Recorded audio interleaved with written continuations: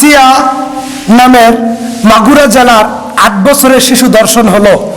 এরকম শিক্ষকের হাতে ছাত্রী নিরাপদ নয়, ধর্ষিত হয়।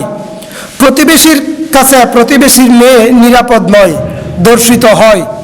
এবং র্যাব কর্মকর্তা আলেপের হাতে ধর্ষিত হয় ঢাকা বিশ্ববিদ্যালয়ের একজন শিক্ষার্থী।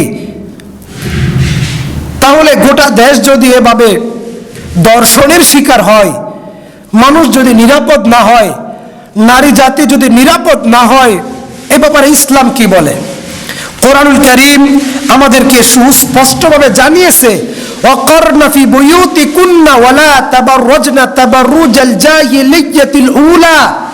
হে পৃথিবীর নারী জাতিরা, তোমরা ঘরে থেকো, ঘর থেকে বের হইও না। যেমন জাহিলি যুগের নারীরা ঘর থেকে বের হতো, আটো সাটো খাটো ঢিলে ঢালা নয়, শরীরের সাথে টাইট ফিট জামা কাপড় পরতো, অর্ধনগ্ন উলঙ্গ থাকতো। এইভাবে তোমরা পোশাক পরো না।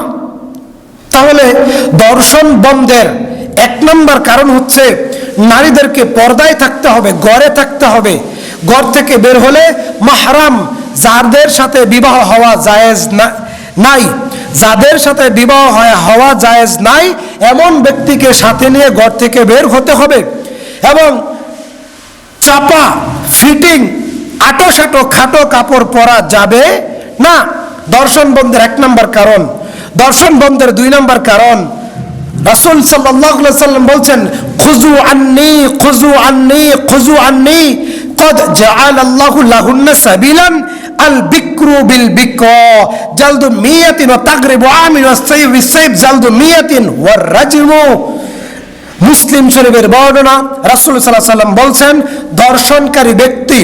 ধর্ষণকারী ব্যক্তি নারী হোক পুরুষ হোক, যদি অবিবাহিত হয় ১০০ দৌড়া মারো, ১০০ দৌড়া মারো।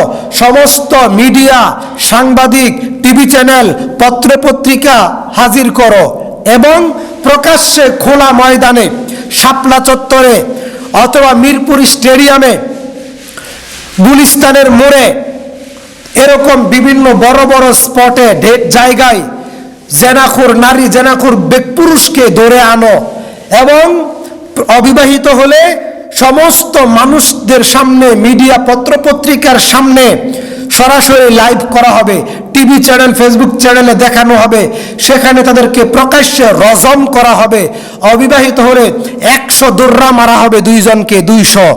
আর যদি তারপরে দেশ থেকে তাড়িয়ে দিতে হবে ১ বছরের জন্য।